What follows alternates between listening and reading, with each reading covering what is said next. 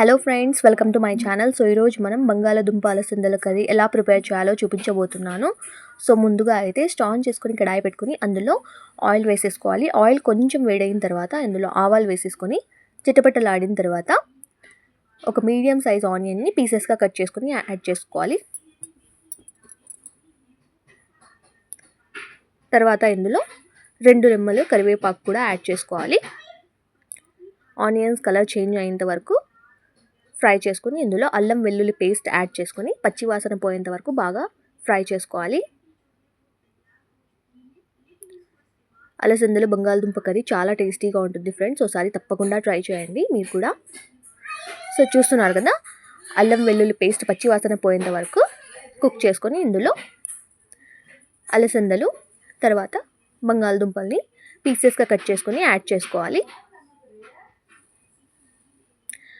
అలసందలు మన హెల్త్కి చాలా బెనిఫిట్స్ ఇస్తాయి. సో వీటి బెనిఫిట్స్ తెలుసుకుంటే హార్ట్ హెల్త్కి చాలా మంచిది. అండ్ ఇందులో విటమిన్స్, మినరల్స్, యాంటీ ఆక్సిడెంట్స్ పుష్కలంగా ఉంటాయి.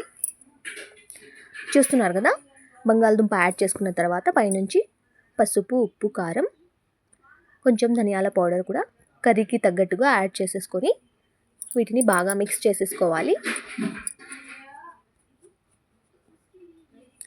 తర్వాత ఇందులో కర్రీకి తగ్గట్టుగా వాటర్ వేసేసుకొని మీడియం ఫ్లేమ్లో కుక్ చేసుకోవాలి.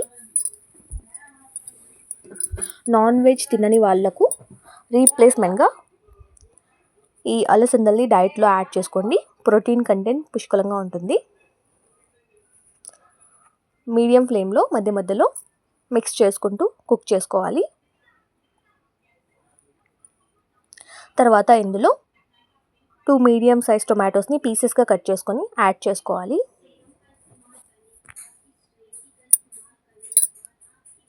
చపాతీ, రైస్లోకి ఈ కర్రీ చాలా టేస్టీగా ఉంటుంది. దీన్ని మార్నింగ్ బ్రేక్ఫాస్ట్లోకైనా ప్రిపేర్ చేసుకోవచ్చు, లంచ్లోకి, ఈవెన్ డిన్నర్లోకి కూడా. ఇప్పటికైనా కూడా ప్రోటీన్ కంటెంట్ పుష్కలంగా ఉంటుంది కాబట్టి ఫుల్ఫిల్గా ఉంటుంది. చాలాసేపటి వరకు ఆకలి వేయకుండా ఉంటుంది. అండ్ స్కిన్కి, హెయిర్కి చాలా బెనిఫిట్స్ ఇస్తుంది. సో చూస్తున్నారు కదా, పైనుంచి 2 స్పూన్స్ కొబ్బరి పౌడర్ కూడా యాడ్ చేసుకొని వీటిని బాగా మిక్స్ చేసుకొని అలసందలు సాఫ్ట్గా కుక్ అయ్యేంత వరకు మీడియం ఫ్లేమ్లో కుక్ చేసుకోవాలి. సో ఇంతే ఫ్రెండ్స్, చాలా ఈజీ అండ్ టేస్టీగా అలసందలు బంగాళదుంప కర్రీ రెడీ అయిపోయినట్టే. పైనుంచి కొత్తిమీర చల్లేసుకొని స్టవ్ ఆన్ చేసుకొని ఒక బౌల్లోకి సర్వ్ చేసుకుంటే టేస్టీగా అలసంద బంగాళదుంప కర్రీ రెడీ అయిపోయినట్టే. So please don't forget to like, share and subscribe.